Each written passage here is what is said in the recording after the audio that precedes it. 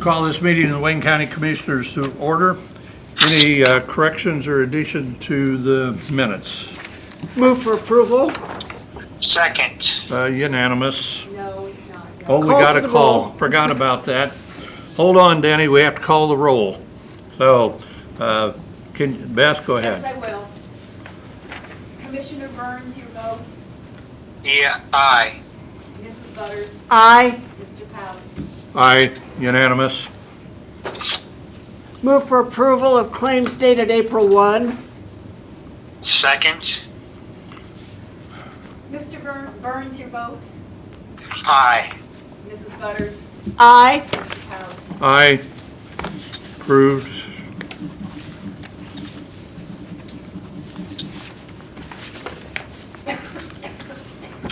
Okay.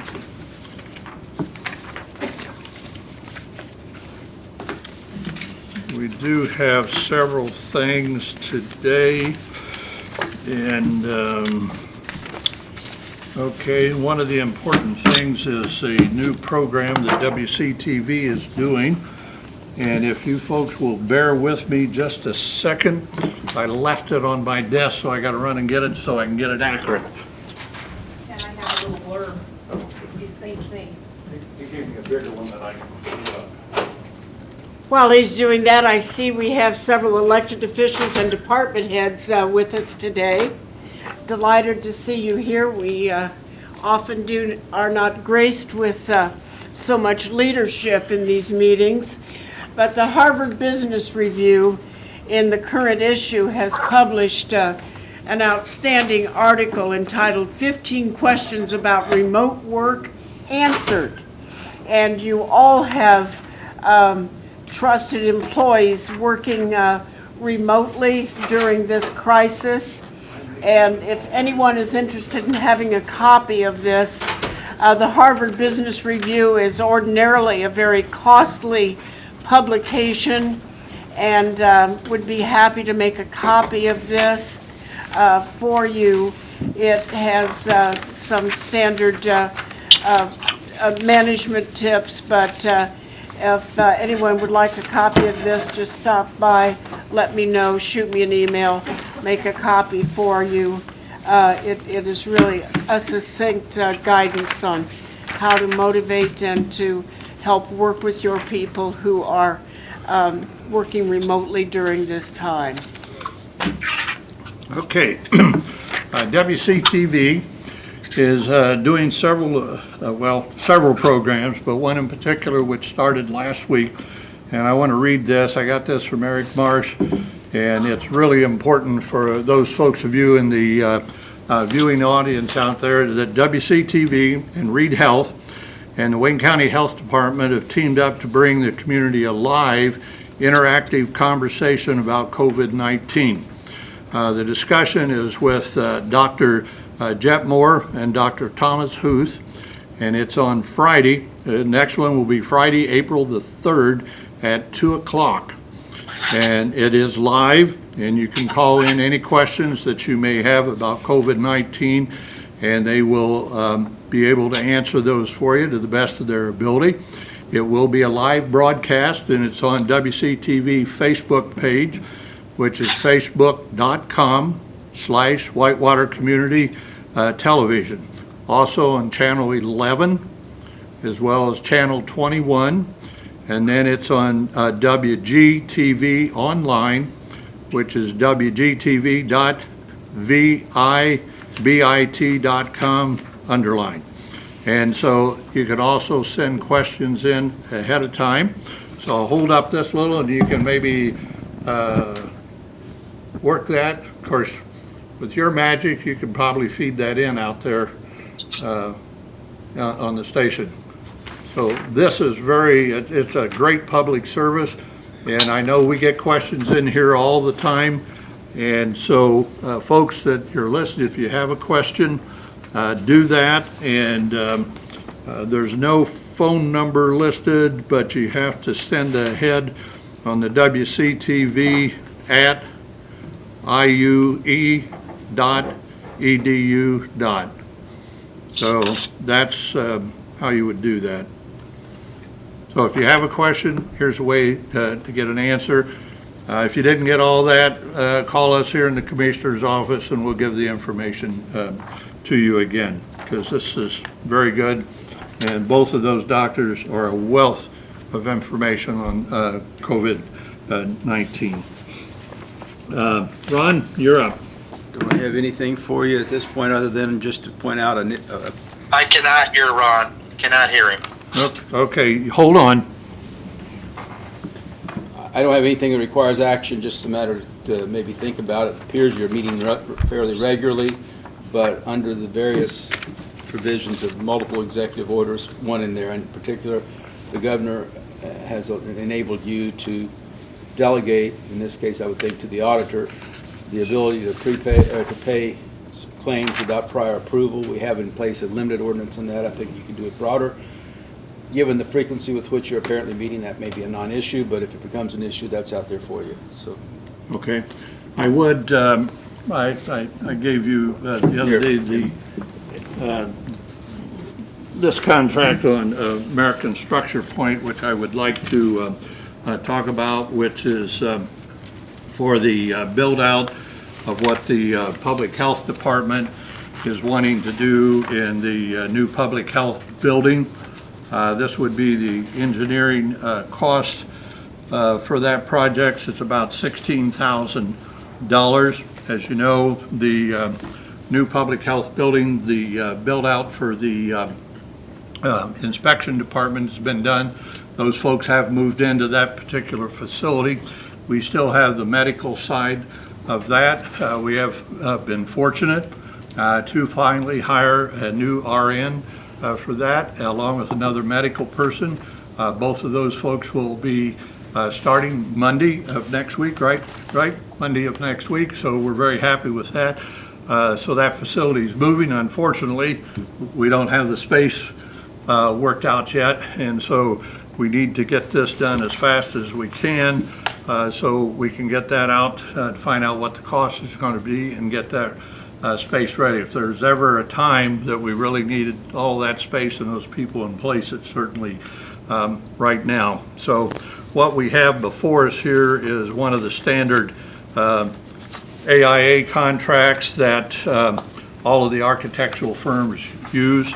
And this one is with American Structure Point in there, and the amount is $16,000 for their engineering cost on that. So I'd open up for discussion.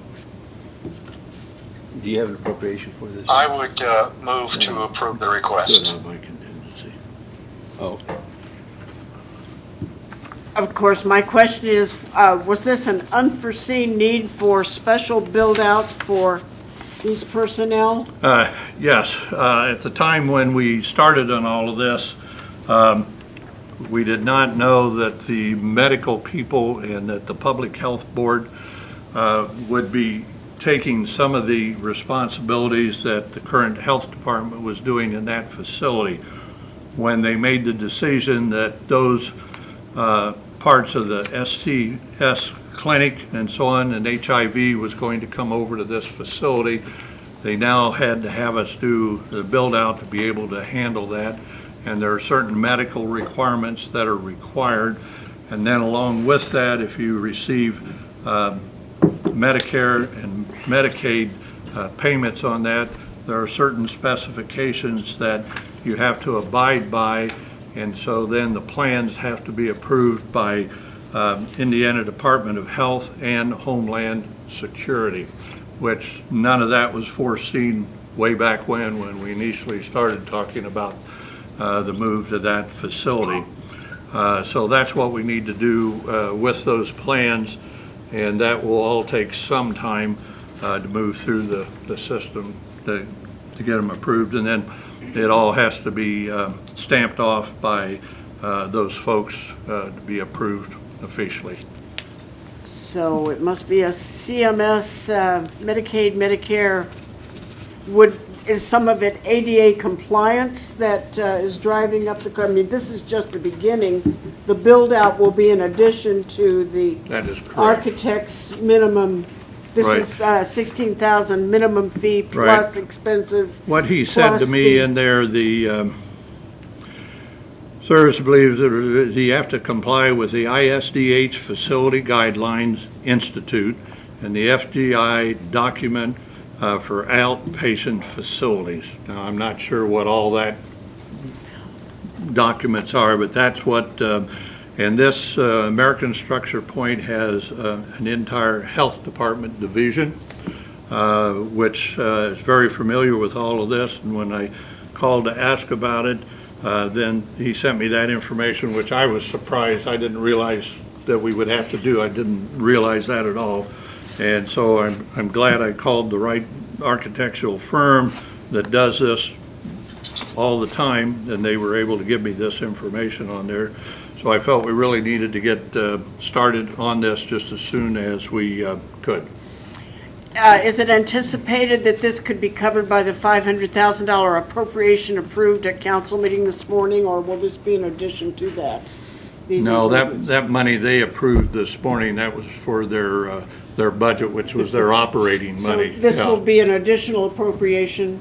Well, either that or I'll take this part right here to get this moving out of our contingency fund that we That have. was my next Yeah, question. 'cause I Who's can going to move pay for this? I can move that right away. Now, when we get into the other part, we are working, I've been working with Christine and the state. We're hoping to get somewhat of grant approval that once we find out what the build-out cost is, that we may only have to pay half of that, but I don't know. My goal is to try and get a full grant that we could pay for whatever the build-out cost is going to be.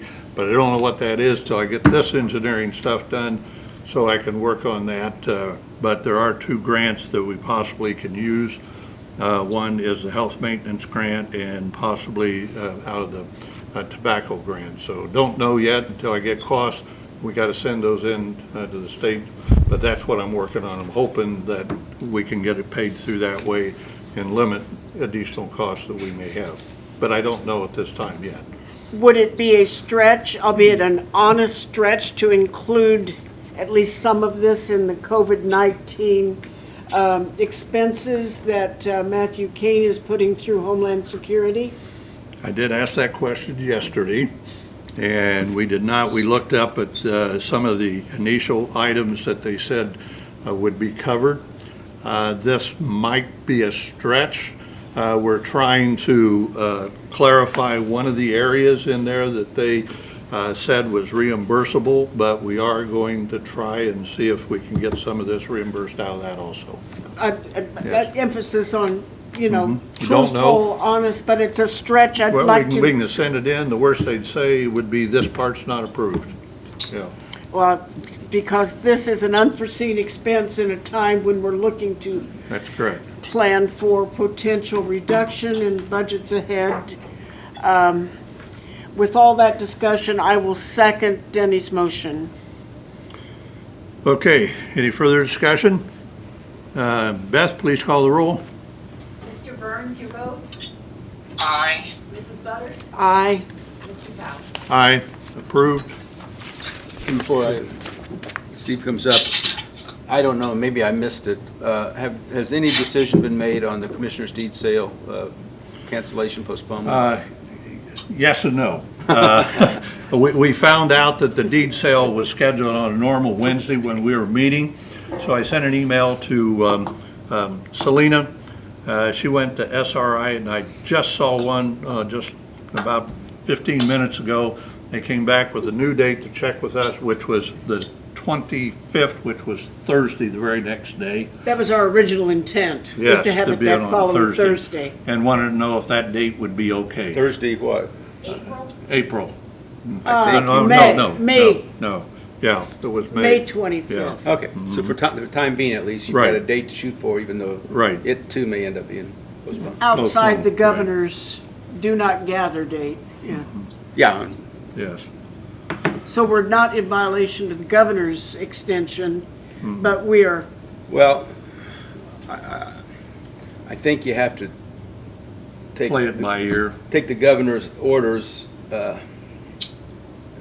and generously understand their intent, because I don't think they're all that sometimes they're not that artfully worded.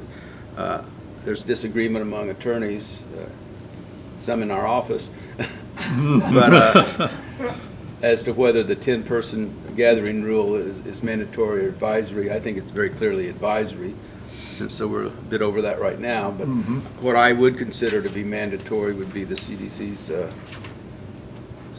as Christine called it this morning, physical distancing suggestions. And I think we're observing those.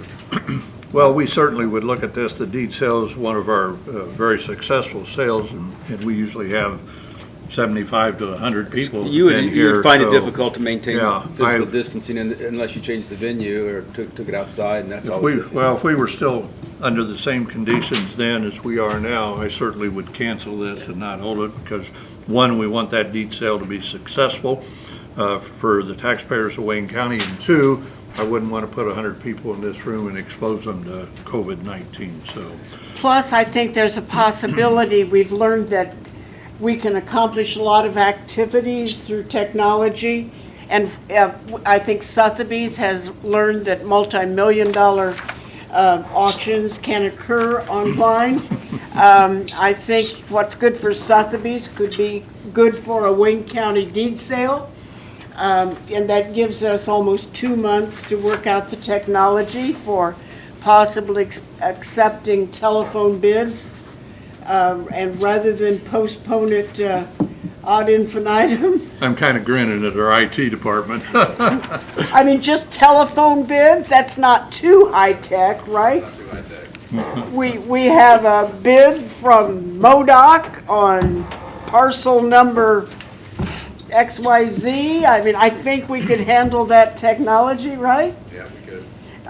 You know, if we announce it well in advance, that telephone bids with paddles registered a week in advance, or, you know, and vetted well in advance with the auditor's office giving its stamp of approval. I think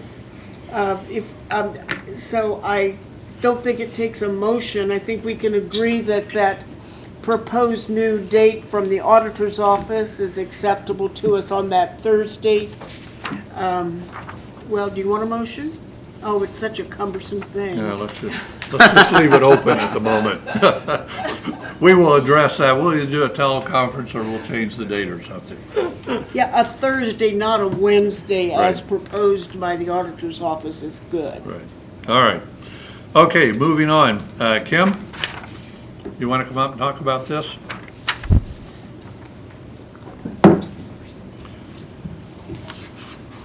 I have Kim Clauser from our HR.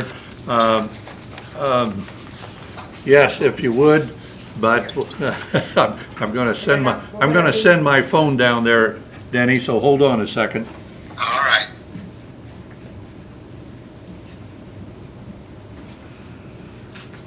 Hi, Denny. Hey, Kim. Do you need copies of the policy I emailed you, or do you have copies? Got it? Ken, do you have your copy? I've got this one. With your graph and everything. Do you have one that looks like this? I don't have that Did one. I give you? Draft 331, that version? I have long arms. I don't. And I'm sorry, did any of the commissioners or Ron need draft flow chart, whatever you want to call it? Did you need a copy? I don't know how many versions there've been. I got the original. Yeah, that's on that one. And then the policy's 331 is the latest, dated 331 on the top. Okay. Well, I propose to you, as far as this is going to be in regards to the Families First Coronavirus Response Act, this is federal.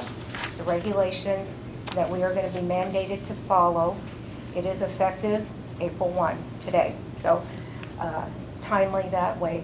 It is simply, there's a lot of caveats to this, but to make it pretty basic for everybody, is an expansion of the current 12 weeks of family medical leave.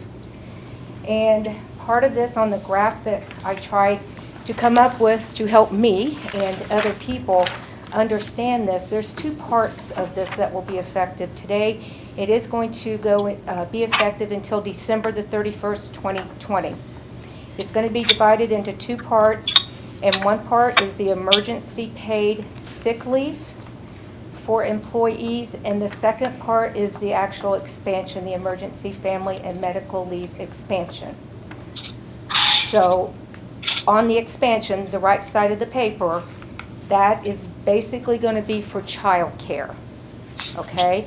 The emergency paid sick leave, which is very important, that will affect could affect all of our employees, is where an employee would, basically, on all of this, is going to have documentation from a doctor that they may be quarantined, they may have been diagnosed positive for COVID-19.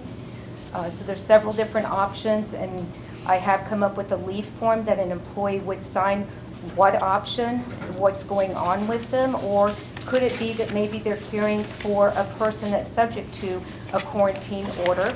Again, this would be under the advice of a physician, and also experiencing substantially similar conditions. So it's very complicated. I have been on so many webinars, it's crazy. Things have changed quite a few times since it was signed in by the president on March the 18th. And I know, and Ron, correct me on anything if I'm incorrect, but I kind of want to lay this out to the employees. It's going to be on a case-by-case basis. I cannot give the front end and the back end of this entire act. I'm going to ask that employees contact me directly. We're going to have HIPAA involved in this. I will see my way through this because I'm very familiar with the Family Medical Leave Act. And if I have cases come in that are questionable, I will, of course, get a hold of legal for Ron's advice on this. There's still, I think, some question on, payment of employees. So I'm going to start out with the easy one first, okay? So on the emergency paid sick leave, a full-time employee or part-time, based on hours worked, okay? They would receive 10 days, based on a 40-hour work week, 80 hours, of full pay for a documented case that's qualifying under this particular Paid Leave Act. The cap on that, paying somebody, is going to be $511. So that could affect some of our employees that are up in management, physicians, etc. That would come into play.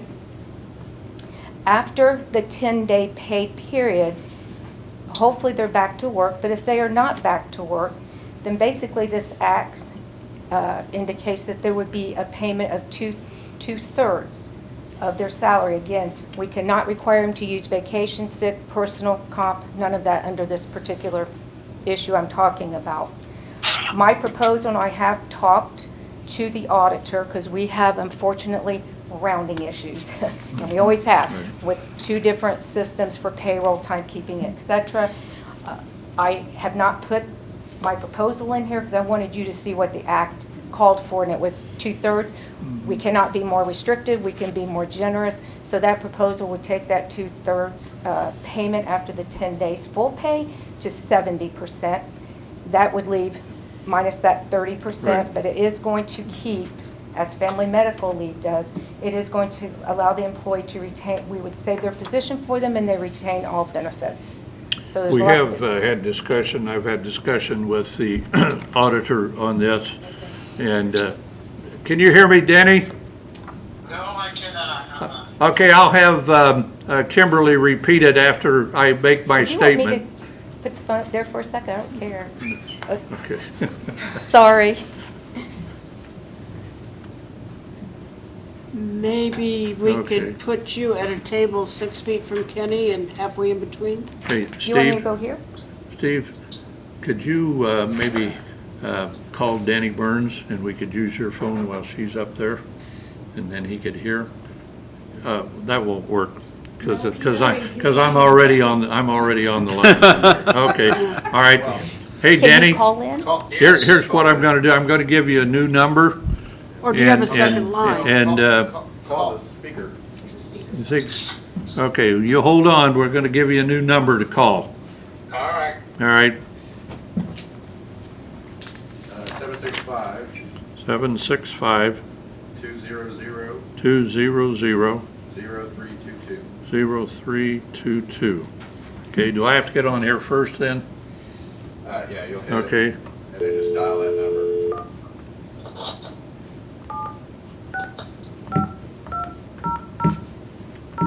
No, Denny will have to do that.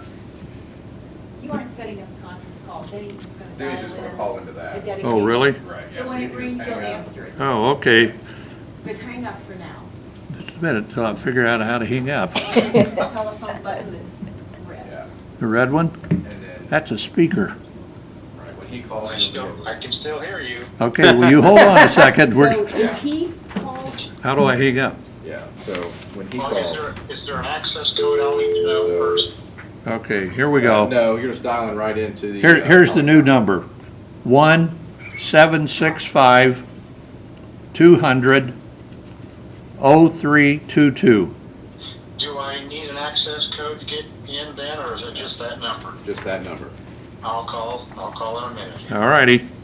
You just hit that button. Okay, when he calls. Don't say that yet. I don't know if anybody's ever called it.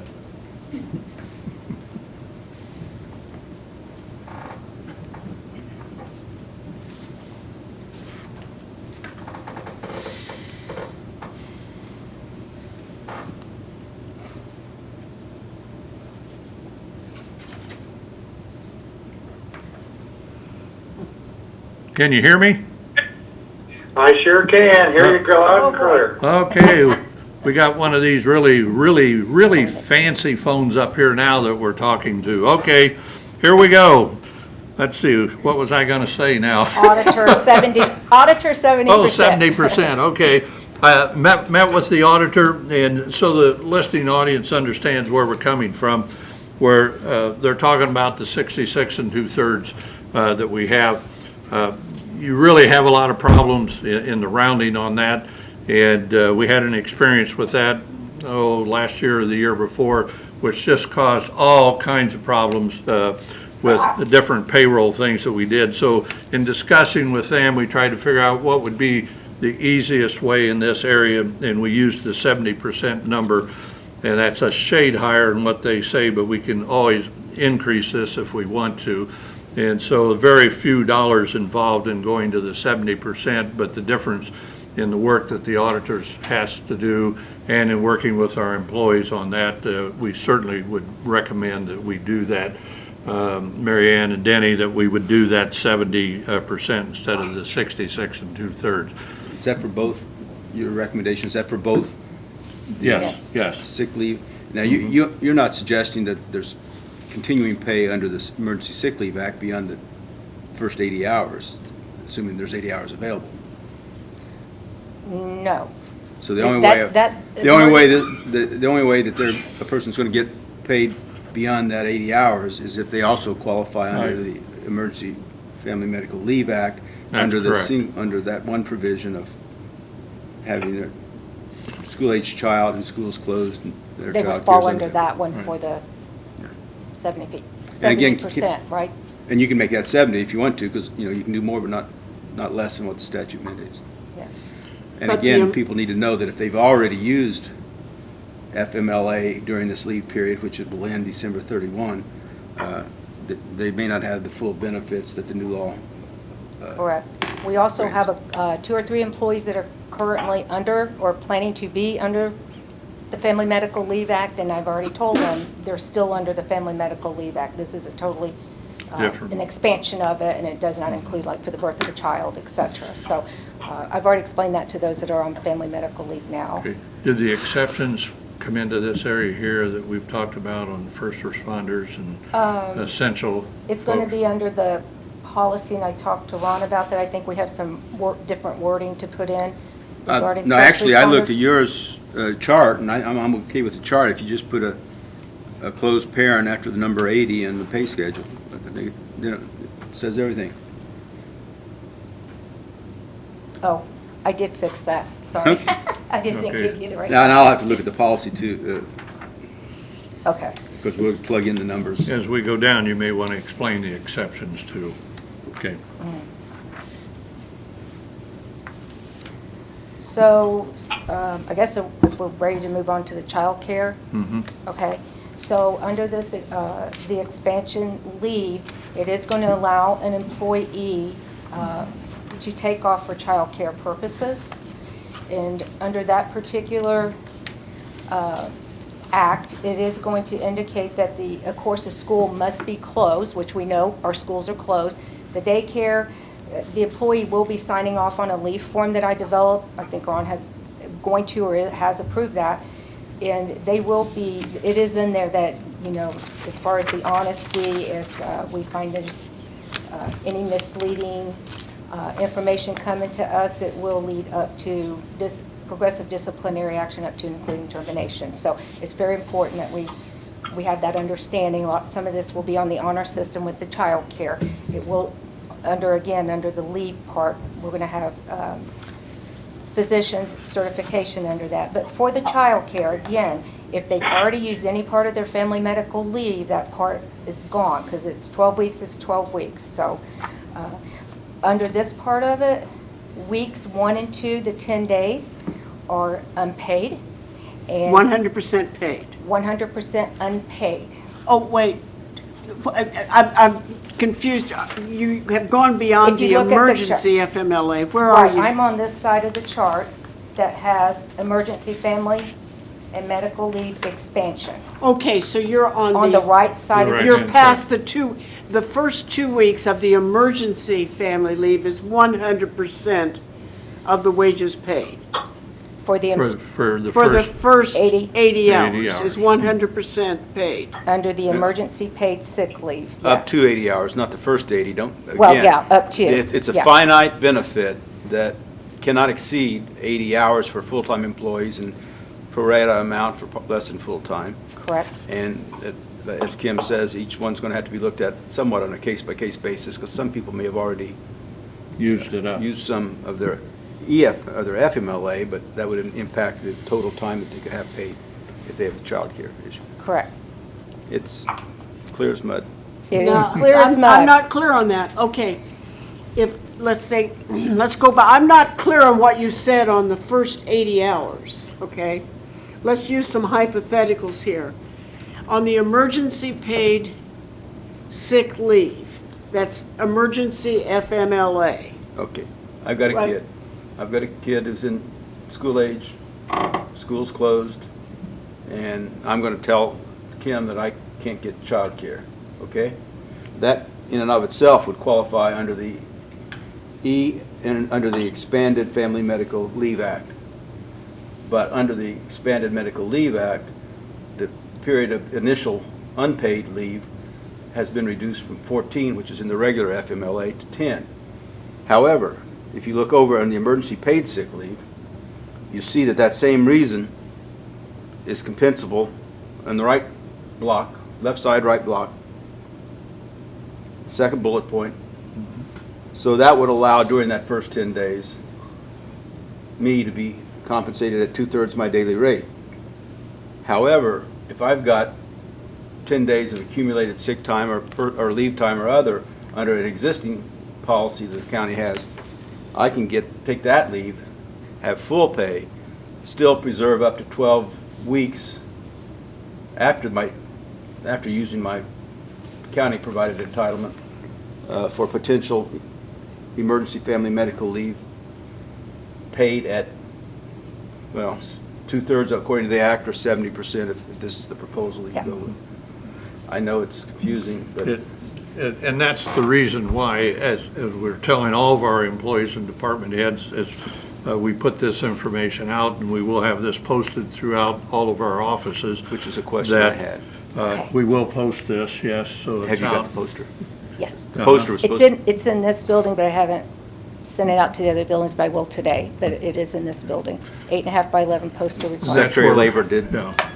Oh, well, they did it. The attorneys are not happy with it. They think it's confusing, but it's all I have right now. Well, So it's there. The attorneys who drafted the act can bear that same criticism. Yeah.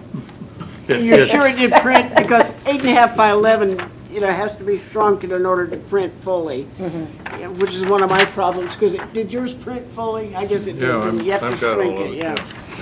which didn't help reading it Well, clearly. as you get into it, it's very confusing. As Kim will tell you, she has hours and hours into this, and we've talked, and she's worked with Ron on here, and that's why we say, if you have an individual employee, have them contact the HR department, because every case is going to be different, and she'll have to go through it with you to determine whether you qualify or whether you don't, or whether you qualify for this amount but not for this amount. So it is very confusing. And Marion, it might be easier, because I will be putting these in color, because I do have things, I don't know if you have a color one or not, copy. I have some things in red that really are bolded out to help to follow Okay, the part. no, So I'm but trying we'll have not it to out. spend any unnecessary money. Okay. Ron? Another significant thing that everybody needs to understand is that the Emergency Family Medical Leave Act reduced the time a person has to have been with you under To qualify. To qualify. Under the regular family medical leave, you had to put 1,250 hours in the last year. or Like 1,200 1,250, 12 months. in the last 12 months. This just requires that the person have been employed with you for 30 days. 30 days prior to April 1, No, 2020. no. No, We could hire, theoretically, we could hire somebody April 1, come May 2nd, or whatever, 30 days from April 1 would have been, or May 1st. They could And apply. and they are otherwise qualified. They just have to have been employed by you 30 days prior to the commencement of the leave. Oh, so beginning May 1. This is a rolling, this would be, Okay, in theory, rolling, it a rolls rolling. then, okay. And, however, the emergency paid sick leave has absolutely no prior employment requirement. I mean, it's if they're on your payroll, Okay. yes, you hired them yesterday, they qualify today, it's fine. And if they are a 40-hour-a-week employee or a 37-and-a-half-hour, It's based on their work week, scheduled or work a week hours. 29-hour-a-week, Yes. then they're eligible. Well, I mean, that's going to come into play when we figure out what we're going to pay them. That's what how their salary comes into play. So they put 80 hours here, it's based on a 40-hour work week. So Okay. we do the same thing with family medical leave, too. It's So based on the even work if they're a week. 29-hour part-time employee and normally not eligible for FMLA, they are eligible for the emergency FMLA. Any part-time, yeah. You're kind of going back, but they're two totally separate Just things. remember, so all employees are I'll handle eligible. it, yeah. They're all eligible. Now, and I will tell you this, thankful to the county and commissioners with SwiftMD, because I have had this occur. So if we have an individual and it's very difficult to get into a doctor's office, urgent care, what have you, SwiftMD, which costs the employee nothing but a phone call, is taking these types of calls. It's kind of like when you go to Read Health and you get a patient plan that they give you, has a diagnosis, has your instructions, what you can and cannot do. So SwiftMD is doing that. The employee simply has to print that report off of their profile and give it to me, and that substantiates that that provider care documentation that I'm going to have to require. So individuals, I think there was a concern earlier by other HR colleagues that, getting into these doctor's office, how difficult it is. SwiftMD is responding in an extremely timely manner on these. Any telemedicine, but we're SwiftMD. And I think it's important to realize that under the Family Medical Leave Act and the Extended Family Medical Leave Act, the burden is on the employer to recognize conditions that present themselves based upon their knowledge of the employee's circumstances, to be the initiator of the family medical leave, or in this case, the extended. However, I do think, and I agree, and I appreciate Kim's efforts, I do think we can have an application for the emergency paid sick leave. It's a different statute, and I think that's why I'll review it, but it looked to me like you did a pretty good job on it. Thank you. I've had So headaches you're over saying it. that number 3 on the affidavit, the employee is experiencing symptoms and is seeking a medical diagnosis, the SwiftMD diagnosis would satisfy that affidavit requirement number 3. Yes, I mean, we are going to cite for the employee who is showing any symptoms. If it's just a fever, we're going to go through some protocol with hours away from work, etc. every situation could be different and just needs to be handled on an individual basis. Yes. But we'll try to be as consistent as we can. Sure, yes. Symptomatology Absolutely. to symptomatology. It's very hard to get into a doctor's office today. That's why And that's Swift why we're MD using is our Swift hero. MD. Thank God for Swift MD. Yeah. Well, thank Kim for Swift MD. Just for talking, we've already used it for a county employee. It was very efficient, it worked very well, and we got all the documentation that we needed. So it works exceedingly well. works, Yeah, yes. very timely. And then I think that this request for COVID-19 leave affidavit, the back page of this policy that I have before you, I think that's also going to, of course, be an easier way for me and or payroll to start tracking what we have going on. This will come to me to see where we are with employees, how many we may have off or been exposed, et cetera. So, Okay? do you have any other questions? Effective date today. It is today, but I still have a draft policy. Department of Labor can't count. But again, I know how to implement this. I do want to come up with a final policy, but it's just going to be what the government has laid out for us to follow. There's some wording in here, well, I guess I forgot, Ron, to talk about the first responders on this. So first responders have been excluded at the federal level on this, and I feel, and I think Ron agrees, that they're leaving it up to the local entities. I have had a long conversation with the sheriff, Matthew Kane and Christine, also on the medical care side. So we can include, exclude, so their wishes are that they be included in on this emergency paid sick leave, that they would be excluded from any child care. Which is the extended family medical leave. Correct. They're still covered by the regular Right. family medical Yes, leave. it's crazy, Right. yes. It's crazy. So the child care issue, schools closed, daycare's closed, they're going to be excluded from that. They're first responders, we have to have them there. Now, does that include highway? The first responders' It would- term is not defined. Right. I don't think that includes highway. It didn't Right. pop into my mind as including highway. It was more the sheriff, 911, and the public health department right now. What about emergency management? That would probably, I would think, be included because that's Well, I think Matthew EMA Kane. and Yes, emergency management and emergency communication. 100% of everyone in emergency management, including 911? yes. And that Including is office Matthew's staff? wishes. It really includes most of our essential departments is what it includes, Well- that have to be here and have to be up functioning on their, Because this would be detrimental right. tremendously to 911 with 18 dispatchers, and let's just say you had 5 or 6 child care requests that could take those individuals, out 12 weeks. We can't allow that to happen for safety purposes. So That's why let the the exception minutes is written show. in. Yes. Right. So Right. I think the minutes need to show that child care exclusion does not include highway or buildings and grounds, which we have considered essential, Or we would, right? I don't know that unless we can, without blushing too much, consider those folks to be first responders, the First act doesn't responders. allow an exemption. I think that's pushing it. I mean, I I think don't know it's how going to we'd be get- sheriff, 911. I don't know how we get buildings and grounds. I mean, they may be subject to call-in, but that's not quite the same as being a first responder. Right. I mean, they are not first responders. Highway and buildings and grounds who are having to be on the job during this crisis. They're essential not employees, but they're considered- not first responders. I mean, Right, well, the auditors kind of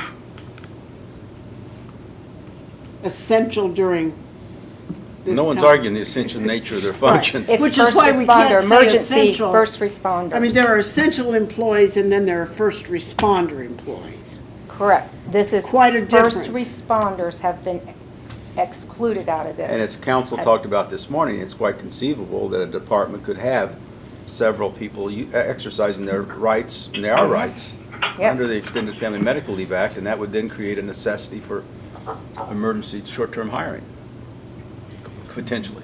So we're defining first responders today to include only sheriff's department, but not office personnel? I don't think the The entire office, I think the sheriff's department with all its supporting employees would have to be considered for first responders. okay. So 100% of the people in the sheriff's department. Well, I don't know about, How are we defining that? once our kitchen reopens, has it reopened? Yes, yes. The food folks, I'm not sure how we, Well, I think they're pretty essential. I do You gotta- too. You gotta feed the prisoners. yeah. well, they're essential, but they're not first responders. Here, you gotta remember, we can't. Yeah, we gotta separate. We gotta separate those two concepts. I mean, Reed Hospital closed its cafeteria now. If I were working out there, I'd think that was a pretty essential function, but they apparently didn't. Well, the other one we need to look at is the public health department and all of our nurses. Well, I've asked, and she, and they- yes, they because of the want to be crisis. included in She said they, this. not that they would always be, but for this, I For the talked sick to her about pay, for it. the sick leave, I think they want that. Yes, they do. But It's it- the childcare. It's the She childcare they wants- want But excluded. again, it's only gonna right. apply to healthcare providers. Again, a term used in the act but not defined, but we do have other definitions in state law, and that would include doctors, nurses, whether RN, LPN, CNAs, but I'm not sure it includes a health department clerical. I don't think it does. I wouldn't think so. So it does not include vital records and inspectors? Not as first responders, no. No. Right, we need to make that clear. So in the sheriff's department, we decided it does not include I don't think it's gonna be able to. clerical and kitchen? Kitchen staff. But I think it does include jailers. I It mean, I think includes COs. It's kind of hard to and- argue that they can respond to a potential criminal act, make an arrest, and return it to an insecure jail because we don't have enough jailers. I think in some respects, it's like saying that that 911 isn't a first responder. They don't leave their chair, but they start the first response initiative, if you will, by taking the call. Right, So, because crime I marches think we just have on. to have a little common sense on this. Yeah. Good luck. Oh. So, Ron, I think those may have been the only two issues, the 70% and first responders that needed some clarification. I Our think we've commissioners, and the clarified rest of it's per the Pretty- act that I can think of. Yeah. And So- again, if in picking up from this morning's council meeting, I think it would behoove commissioners to discuss this with council. I don't know that you need their approval since we have existing appropriations that'll be within, that will not be exceeded by whether you go 2/3 or 70%. So that's not an issue, but I think as a matter of just communication, it'd be advisable that we are going above and beyond what the bare minimum of the statute. Discussed with them, I was surprised they canceled their workshop meeting. I mean, I would think they would hold their meetings and discuss, send them a copy of our minutes, send them a memorandum. Well, I would reemphasize what Governor Holcomb has said, although he has an order, but he has said in his preamble to several executive orders that public bodies should, if possible, cancel meetings that don't involve taking taking action on essential matters. And so, if you have a light agenda, you can certainly cancel. I don't know what's on the workshop agenda. I'm sure if they have a lot of action items, they would do what they did today, same as what we're doing. They'd have maybe one or two here, and the rest would be on the phone. But tentatively, they have canceled that workshop meeting, yes. Anything else in here, Kim? I can't think of anything else, Key. I want to work with Ron to finalize it, but that's the foundation of it, of the policy. All right. Thank you, Kim, so much for all your extraordinary wish work me over luck these dealing last with Would you Yes. mind weeks. forwarding me the DOL's notice? For some reason, it's not come through in any of my listservs. For the poster? Poster, the poster. Sure, yes, yep. The Will poster, do. I'm sorry. All right. Will the thank poster you. say 70 or 2/3? The poster will say two-thirds. Yeah, poster says two-thirds As it on relates there, to extended family because medical that's what the law actually says, but we can pay more, and we would move to the 70%. And it could change tomorrow. We've already had multiple changes since. Right. this- Will the poster have anything on there that says, I mean, does the poster say that this is the act or this is Wayne County policy? I can't. Oh, the poster that is going to be required to be in all of our county buildings is a federal poster. It will not say Wayne County. What you're talking about will be passed out to the departments and I'll put it on the portal. So all the employees have access to what the new act is. So it will be available to everybody. So what's on the portal, we can have that caveat saying that this is subject to change. I think we need to. Well, that's make- in this policy already, that it's subject. This policy is subject to modification by the Board of Commissioners. Changes in policy will be communicated to employees as best as possible. Oh, It's and that's already out there already? I'm sorry? I mean, is that out there already? No, you have not I didn't- I was approved gonna this, say. And I still need a final with Ron. Right, I was But it gonna will say say we that. haven't But if somebody adopted the comes to policy me yet. today, I have the affidavit for them to sign, and I will still move forward. This will not stop somebody who qualifies for this benefit. But this can be changed by the Board of Commissioners, Okay. if necessary. Oh, boy. Well, as we tell everybody, you know, we can make a decision now, and a half hour later, we get something that comes in and it changes. So the situation is fluid. We're doing our best to communicate with our employees. And in this particular case, on these two areas here, as I emphasized earlier, for the department heads, call the HR department, because I assure you, what we've seen already on this, every case is different. So as long as you call HR, we'll work with you and we'll get through Yep, it. and follow the federal regulation. Okay, I have a umbrella question. It could very well be that we have an employee who is working off-site today, April 1, and is receiving 100% of their pay, but is having one of these 6 points listed in the affidavit that would qualify them for emergency leave. However, they are safely working at home and satisfying their department heads' needs for that work they're doing at home. Correct. And they're getting paid for doing They're getting that. paid and they're satisfying the duties as assigned by their elected official or department head. That's correct. Should that person file this affidavit today or tomorrow? Or should that person continue to do that work at home? Well, it would only depend if that person's individual situation would change. If they're sick and in bed, No, With the fever, they have, they're gonna have like to follow 80% of all COVID-19 patients, they have mild symptoms. They're not over 60. They are able to function. Okay, they're Chris Cuomo, okay? They're able to work at home. They are able to continue to satisfy the duties as assigned by their elected official or department head. However, they really, really should not come to the annex, okay? However, they should stay at home, but they're able to do their work, but they satisfy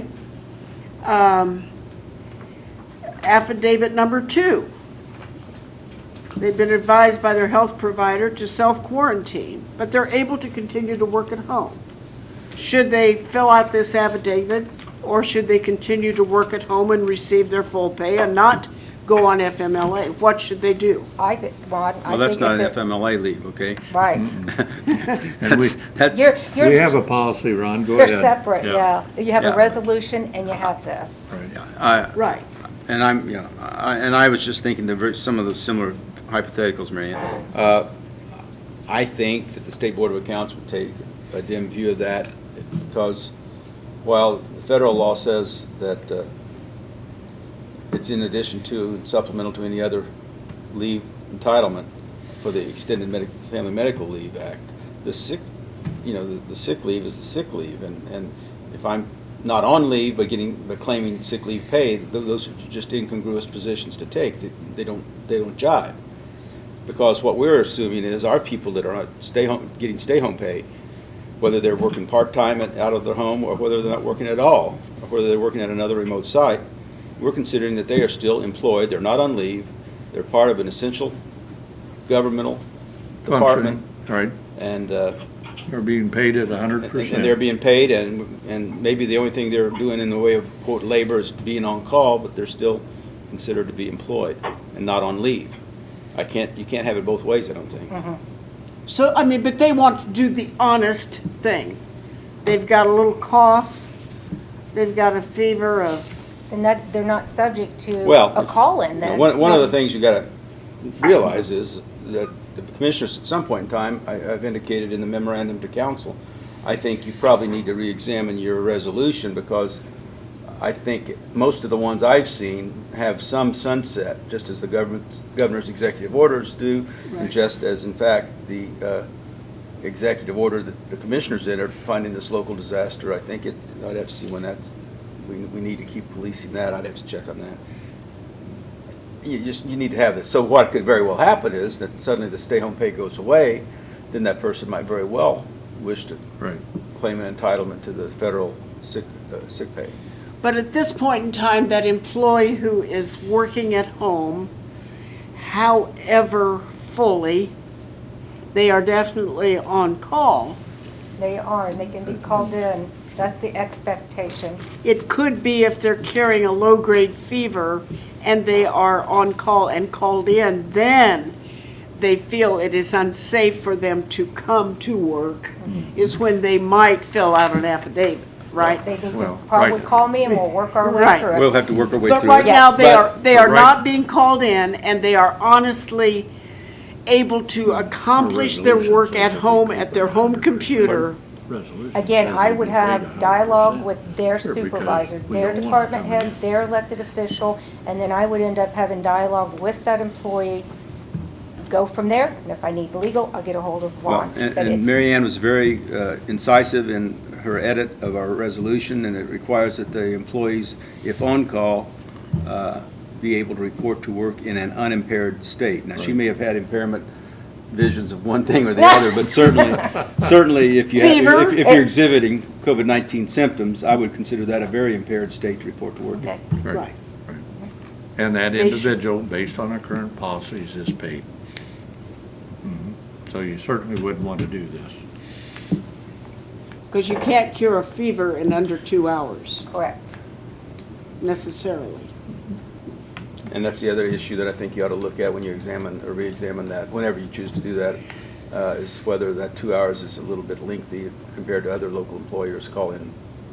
The So no- governor is expected to announce Guidelines? by April 6th is when his order expires. I kind of hate to take action in advance of the governor's expiration of his order. If we could wait to take action until the governor takes action, I'd be more comfortable waiting for that. And you're meeting so far, at least regularly. And so Right, we're meeting regularly, and the current resolution we have in place does not have a date on there as to when we have to reevaluate that, so I think there we're might not be in under the the gun. There might be in the statute, and that may require us to ratify an extension, Right. just to, again, that's primarily for the State Board of Accounts. And one thing I don't want us to do, and I'm hoping the governor on his next news conference, he extended it 1 week. We don't want to get into every week he extended. And I think you'll find in the next news conference, he's going to take it to the end of April or the 1st of May. So that would be my guess in that case there. So, but I think we have everything covered pretty well, Kim. And that we'll take individual cases, case by case, as we see that. Yes. And I have no more hypotheticals for you because there are infinitely many hypotheticals I could You're right pose. about that. But that was the big one because it Yeah. affects so many people.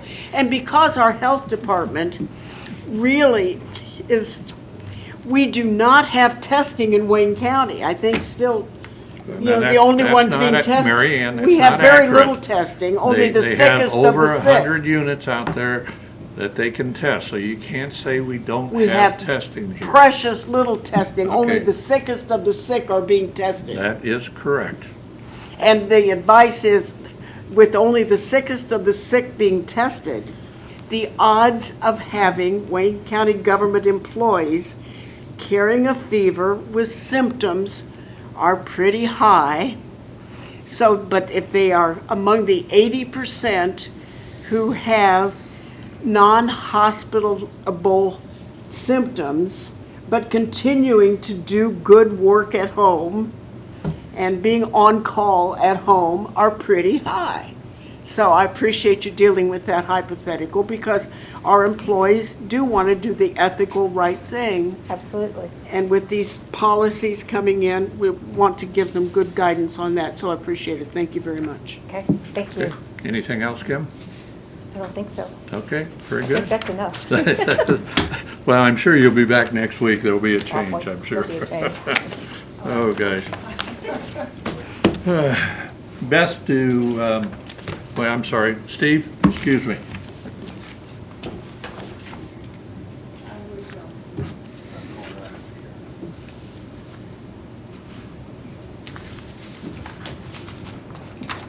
Just to follow up on your conversation with Kim, and I have made my at-home work assignments through the governor's deadline. I assume from your conversation, you're going to extend that, or you're going to wait? We do not have a deadline on ours right now. It says until further notice, so we have no cutoff date on ours. Okay. The projects continue on, albeit the one in the jail has been a little bit difficult, as you know, because every time they go in and out of there with equipment and tools, you have to go through that quick screening process before they go in. The courthouse HVAC project is coming to a close. As you know, up until this point, all the units that they've installed are not tied into the controlling computer, so maintaining temperatures consistently throughout the building has been a little bit of a challenge, especially as we go from these dramatic temperature changes outside. But the cooling tower is in, it's hooked up there, and one of the blessings with the courts being in short session this week, they've been allowed to now do the work a little faster on the third floor to get those air handlers finished. And then after those are in, which should be completed this week, they'll go back into areas, for example, in the voter registration area where we have this loud noise. They'll change the ductwork in there and throttle that particular VAV back so that the airflow is not quite as significant. And then once the system is balanced, and then Johnson Controls will come in with and tie in all the computer controls so all the units then are coordinated. So that looks like about mid-April that should be completed. The jail bond project, as you know, that's a multiple job effort over there and multiple contractors in and out. They still continue to work on installing the water management system, and the electronic window film is coming. They had those pieces are made specifically for that window, so those have been measured and being manufactured. The jail courthouse security equipment still on schedule to receive the initial specs for next week so that Ron has a chance to look at those before they come to you to give What are your... The security? Yeah, courthouse security specifications so that we can get that out for bid. Who's doing that, DLZ? Yeah. And that'll come to you again on April 15th with anticipated receiving bids by May 13th. Then we have been working to move the electric so that we can move those vending machines out and start on that project. We've also been painting in the break room of the clerk's office, and then there's been a lot of painting in the prosecutor's office, removing the old wallpaper that's been in there since, I think, when Terry O'Malley was the prosecutor. We've also been changing over from snow plows to now getting ready to mow. And we also have tried, it's a product that has EPA approval, and it is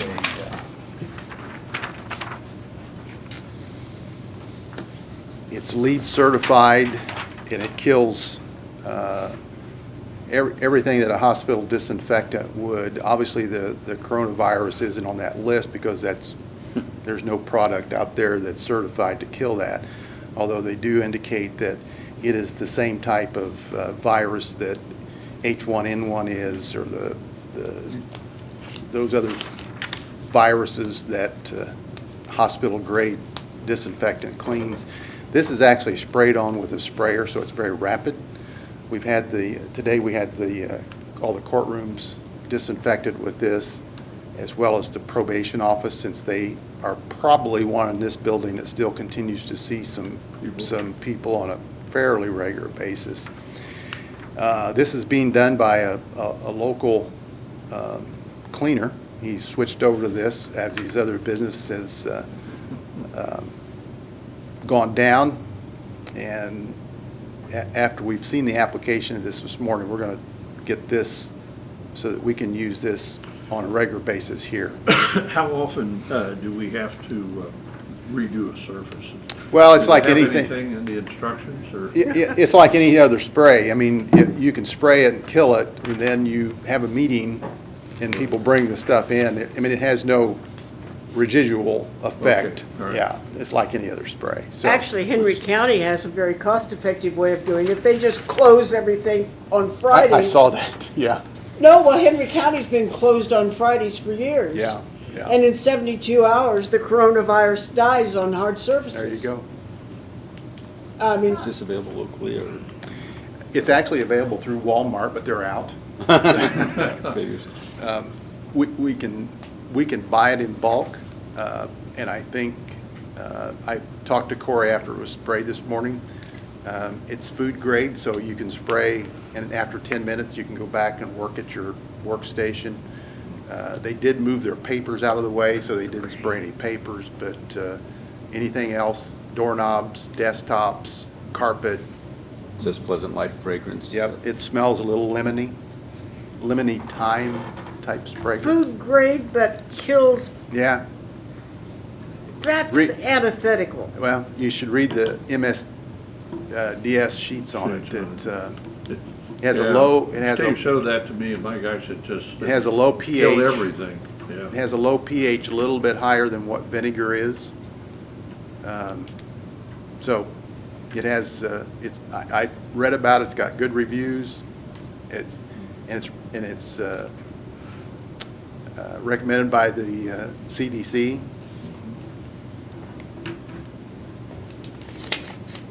Very good. Anything else for me? Do you have anything, Mary Ann? No, your people doing okay? They've been working hard. They have it, getting edgy. Yeah, I worry about that. Getting edgy. They are. Yep. Yep. Beth, do you have anything for us? I do. On March 20th, I did an open door notice for the commissioners' meeting. It was actually a press release that you met with Mr. Kenyon, Dr. Huth, Dr. Jetmore. You took no action, but I did do a memorandum of that meeting. Move for approval. I've already read it. Okay. Oh, we got to call roll. Sorry. Denny seconded. Oh, okay, I'm going to call the roll. Denny Burns, Aye. Mrs. Butters. Aye. and Mr. Paust. Aye. Thank you. And sign, Marion. And then I also have a handwritten memorandum of board member communication. Tuesday, you had a conference call in preparation for a meeting with the Highway Department staff regarding COVID-19 work schedules, et cetera. You took no vote, you took no action, but you did meet as a board by conference call as well as together. So if you would like to accept that. Move for approval. Second. And a roll call vote. Mr. Burns? Aye. Mrs. Butters? Aye. Mr. Paust? Aye. One more vote, maybe. Wendy from the Children's Bureau called. April is National Child Abuse Month. She asked again this year to put pinwheels at the corner of the courthouse lawn, the southwest corner. This year she added and asked if she could put pinwheels on the southeast corner of the jail lawn. Southeast. Any problems, Steve? No, don't see any. That's a much more visible corner. Well, Right. both. She Both wants to are. do both. That'd be great, great. Move for approval. Second. Let's take a roll call vote. Mr. Burns? Aye. Mrs. Butters? Aye. And Mr. Paust? Aye, passed. Okay, and this just informational. Sean Scholler, your GIS coordinator, is looking at companies to do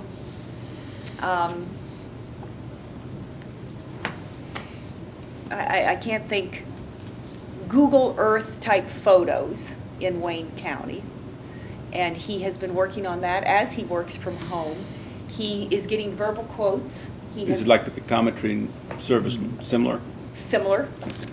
It will be less than $25,000.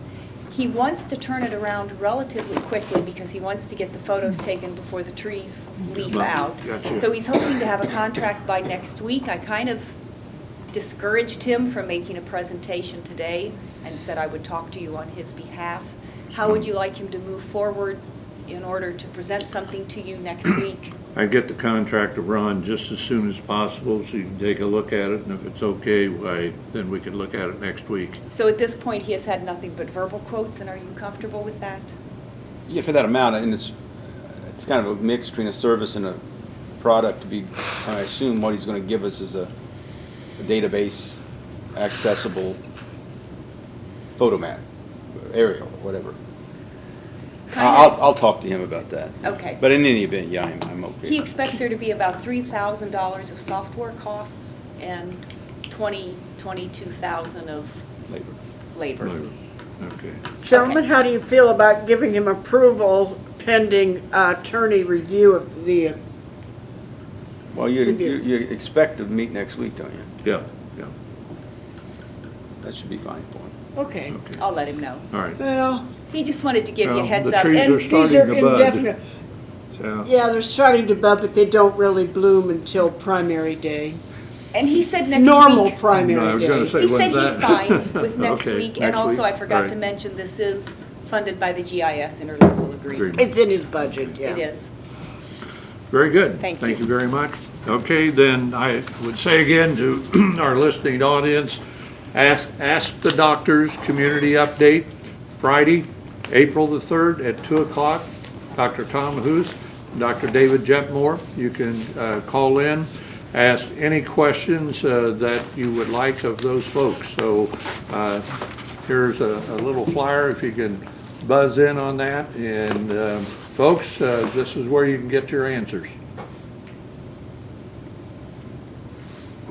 Stay well. Wash your hands and stay home, and wash your hands again. If there's nothing else, we'll adjourn by general consent.